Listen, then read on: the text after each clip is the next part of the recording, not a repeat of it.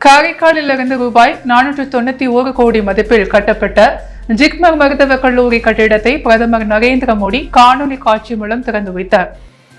புதுச்சேரியின் காரைக்கால் மாவட்டம் மருத்துவ வசதியில் பின்தங்கியிருந்தது. இதனால் கடந்த 2016ஆம் ஆண்டு ஜிப்மர் மருத்துவமனையின் கிளை துவங்கப்பட்டது. இங்கு 50 மாணவர்கள் தற்காலிக கட்டிடத்தில் MBBS பயின்று வந்தனர். இக்கல்லூரிக்கு காரைக்கால் கோவில் 10 புறவழிச்சாலையில் ரூபாய் 491 கோடி மதிப்பில் 5 தளம் கொண்ட புதிதாக மருத்துவக் கல்லூரி கட்டிடம், மாணவ மாணவியர்களுக்கு தனித்தனி விடுதி, செவிலியர் விடுதி மற்றும் 154 குடியிருப்பு கட்டப்பட்டது. இதனால் திறப்பு விழா நேற்று நடைபெற்றது. பிரதமர் நரேந்திர மோடி காணொலி மூலம் புதிய கட்டிடங்களை திறந்து வைத்து நாட்டிற்கு அர்ப்பணித்தார். நிகழ்ச்சியில் கவர்னர் தமிழிசை, முதல்வர் ரங்கசாமி முன்னிலையில் வகித்தனர். முன்னதாக ஜிப்மர் இயக்குநர் ராகேஷ் அகர்வால் வரவேற்றார். சபாநாயகர் செல்வம், பொதுப்பணித்துறை அமைச்சர் லட்சுமி நாராயணன், குடிமைப் பொருள் வழங்கல் துறை அமைச்சர் சாய் சரவணகுமார், MP செல்வ கணபதி, தலைமைச் செயலர் சரத் சௌஹான், சட்டமன்ற உறுப்பினர்கள் திருமுருகன், சிவா, ஆறுமுகம் மற்றும் மருத்துவ அதிகாரிகள் கலந்து கொண்டனர். நிகழ்ச்சியில் முதல்வர் ரங்கசாமி பேசும் பொழுது, காரைக்காலில் ஜிப்மர் மருத்துவக் கல்லூரி துவங்குவது பெரும் கனவாக இருந்தது. தற்போது மக்கள் பயன்பாட்டிற்கு கொண்டு வரப்பட்டுள்ளது. கடந்த 2015ஆம் ஆண்டு மத்திய சுகாதாரத்துறை அமைச்சரிடம் ஜிப்மர் மருத்துவக் கல்லூரி கொண்டு வர வேண்டும் என கோரிக்கை வைத்தேன். அதன் அடிப்படையில் கட்டப்பட்ட தற்போது திறப்பு விழாவில் பங்கேற்பது மகிழ்ச்சியாக உள்ளது. நாடு முழுவதும் மருத்துவமனைகள் திறப்பது நாட்டு மக்கள் மீது பிரதமர் மோடி வைத்துள்ள நம்பிக்கையை காட்டுகிறது. புதுச்சேரி தேசிய மருத்துவ சராசரியை விட கூடுதலான மருத்துவ வசதிகளில் சிறந்து விளங்குகிறது. மேலும் காரைக்காலில் 500 படுக்கையுடன் ரூபாய் 460 கோடி ரூபாய் மதிப்பில் மருத்துவ கட்டடம் கட்டப்பட்டுள்ளது. புதுச்சேரி மாணவர்களுக்கு கல்வி வழங்க மத்திய அரசு உறுதுணையாக உள்ளது என்றார். புதுச்சேரியில் வீடு கட்டுமான பொருட்கள் விற்பனை செய்யும் கடைக்குள் செல்போன் பேசியபடி தண்ணீர் குடிப்பது போல் பாவனை செய்து அங்கிருந்த கல்லாப்பெட்டியில் வைக்கப்பட்டிருந்த ரூபாய் 40,000 பணத்தை திருடிச் செல்லும் டிப்டாப் ஆசாமி தொடர்பான CCTV காட்சிகளை போலீசார் வெளியிட்டு அவரை தேடி வருகின்றனர். புதுச்சேரி பாகூர் தொகுதிக்குட்பட்ட கிருபாபாக்கம் பகுதியைச் சேர்ந்தவர் பாஸ்கர். இவர் அதே பகுதி பிள்ளையார்குப்பம் சாலையில் வீடு கட்டுமான பணிகளுக்கு தேவையான பொருட்கள் விற்பனை செய்யும் கடை நடத்தி வருகிறார். இந்த நிலையில் நேற்றைய முன்தினம் கடையில் உள்ள அலுவலகத்தை திறந்து வைத்துவிட்டு பின்புறம் கட்டுமான பொருட்கள் வைத்திருந்த இடத்திற்கு சென்று விட்டு பின்னர் மீண்டும் அலுவலகம் வந்த போது அங்கிருந்த கல்லாப்பெட்டியில் வைக்கப்பட்டிருந்த ரூபாய் 40,000 மாயமாகி போயிருப்பதை கண்டு அதிர்ச்சி அடைந்தவர் கடையில் பொருத்தப்பட்டிருந்த CCTV காட்சிகளை ஆய்வு செய்தார். அப்போது இருசக்கர வாகனத்தில் வந்த டிப்டாப் ஆசாமி ஒருவர் கடை வாசலில் இருசக்கர வாகனத்தை நிறுத்திவிட்டார்.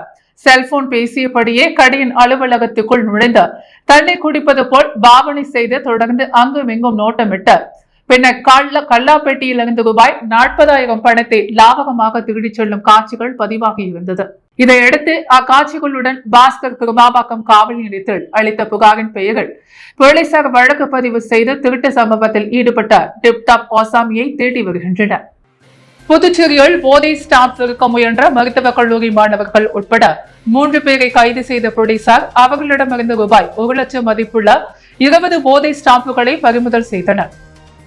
புதுச்சேரி லாஸ்பேட்டை தாகூர் நகரில் ஸ்டாம்ப் வடிவிலான போதைப் பொருள் விற்பனை செய்யப்படுவதாக லாஸ்பேட்டை போலீசாருக்கு தகவல் வந்தது. இதையடுத்து லாஸ்பேட்டை காவல்துறை மற்றும் சிறப்பு அதிரடிப்படை போலீசார் நேற்று நள்ளிரவு தாகூர் நகரில் திடீர் சோதனையில் ஈடுபட்டனர்.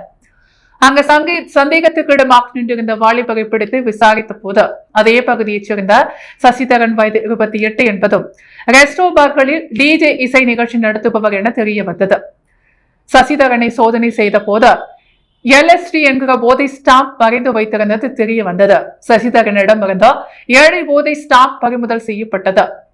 தொடர்ந்து அவரிடம் விசாரணை நடத்திய பொழுது புதுச்சேரி கிருபாபாக்கம் பகுதியில் உள்ள தனியார் மருத்துவக் கல்லூரியில் இறுதி ஆண்டு படிக்கும் சென்னையைச் சேர்ந்த அக்ஷிக் வயது 23 என்பவரிடமிருந்து போதை ஸ்டாம்பை வாங்கியதாக தெரிவித்தார். இதையடுத்து அக்ஷிக்கை கைது செய்து விசாரித்த போது அவரது நண்பர் சென்னையைச் சேர்ந்த என்ஜினியரிங் மாணவர் சந்தோஷ் வயது 22 என்பவரிடமிருந்து வாங்கியதாக கூறினார்.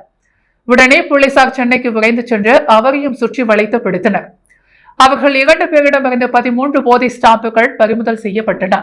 பறிமுதல் செய்யப்பட்ட போதை ஸ்டாம்புகளின் மதிப்பு ரூபாய் 1 லட்சம் ஆகும் என்று கூறப்படுகிறது.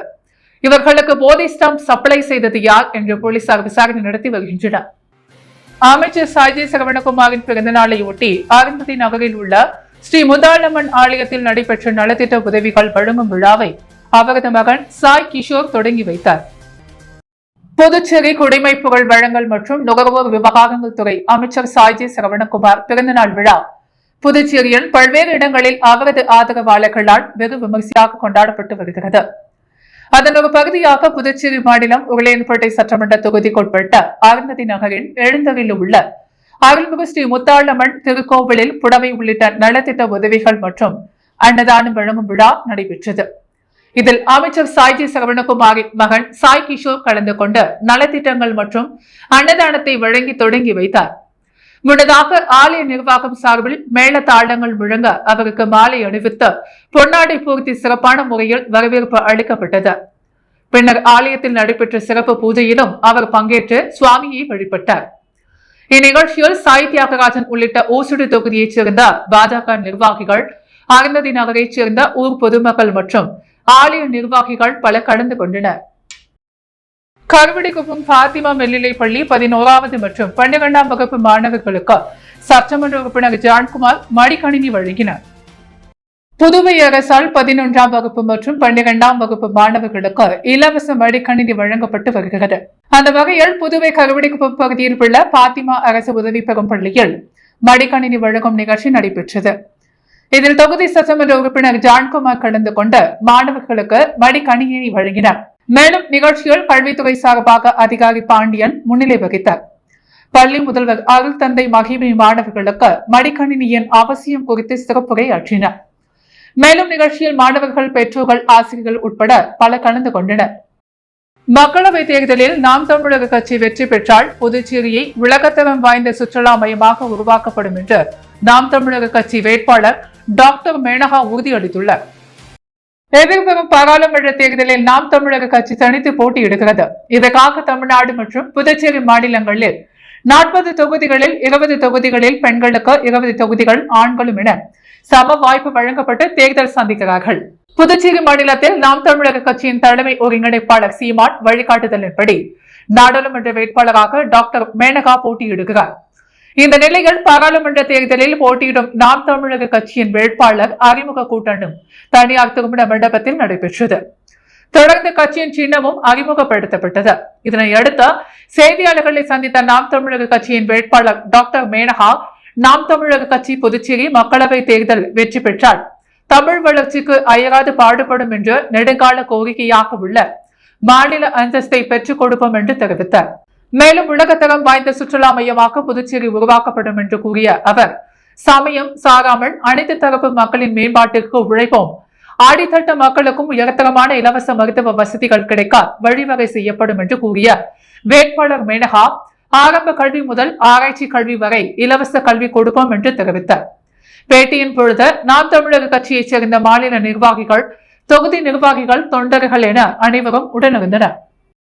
மீண்டும் மோடி வேண்டும், மோடி என்ற முழக்கத்தோடு புதுச்சேரி மாநில பாரதிய ஜனதா கட்சியின் இளைஞரணி சார்பாக மாநில அளவிலான மாபெரும் நமோ கால்பந்து ஆட்டம் போட்டி 2024 பிப்ரவரி மாதம் 24 மற்றும் 25 ஆகிய 2 நாட்கள் புதுச்சேரி கராமணிக்குப்பத்தில் உள்ள அரசு மேல்நிலைப் பள்ளி மைதானத்தில் நடத்தப்பட்டது. இந்த போட்டியில் புதுச்சேரி மாநிலத்தைச் சேர்ந்த 32 அணிகள் கலந்து கொண்டன. இந்த மாபெரும் நாமோ கால்பந்தாட்ட திருவிழாவானது முதலாக புதுச்சேரி மாநிலம் இளைஞர்களை ஊக்குவிக்கும் வகையில் விளையாட்டு வீரர்களுக்கான புதுச்சேரி மாநில பாரதிய ஜனதா கட்சியின் இளைஞரணியின் தலைவர் அற்புத ராஜன் தலைமையில் முன்னாள் கால்பந்தாட்டம் வீரரும் தற்போதைய இளைஞரணி துணைத் தலைவரும் ஆகிய மகேந்திரன் அவர்களால் ஏற்பாடு செய்யப்பட்டார். இளைஞரணி மாநில நிர்வாகிகள் மற்றும் மாவட்ட நிர்வாகிகள் ஒத்துழைப்பிலும் மற்றும் பாரதிய ஜனதா கட்சியின் அனைத்து தலைவர்கள் ஆதரவு மற்றும் பங்களிப்புடன் இனிதே நிறைவு பெற்றது. இந்த போட்டியில் வெற்றி பெற்ற அணிகளுக்கு புதுச்சேரி காராமணிக்குப்பத்தில் உள்ள அரசு மேல்நிலைப் பள்ளி மைதானத்தில் பரிசளிப்பு விழா நடைபெற்றது. இதில் புதுச்சேரி மாநில பாரதிய ஜனதா கட்சியின் மாநில தலைவரும் பாராளுமன்ற உறுப்பினரும் ஆகிய செல்வகணபதி தலைமை தாங்கினார். போட்டியின் முதல் பரிசினை வென்ற அணிக்கு சட்டமன்ற உறுப்பினர் ஜான்குமார் ரூபாய் 25,000 பரிசு வழங்கினார். இரண்டாம் பரிசு வென்ற அணிக்கு பாரதிய ஜனதா கட்சி நகர மாவட்ட செந்தில்குமார் ரூபாய் 15,000 பரிசு வழங்கினார். மூன்றாம் பரிசு வென்ற அணிக்கு இளைஞரணி பொதுச் செயலாளர் வருண் ரூபாய் 10,000 பரிசு வழங்கினார். மேலும் இந்த நமோ கால்பந்தாட்ட போட்டியினை வெற்றிகரமாக நடத்த அனைத்து ஏற்பாடுகளையும் முன்னின்று செய்த இளைஞரணி துணைத் தலைவர் மகேந்திரனுக்கு அனைத்து பாரதிய ஜனதா கட்சி நிர்வாகிகள் சார்பாக கௌரவித்து வாழ்த்து தெரிவிக்கப்பட்டது.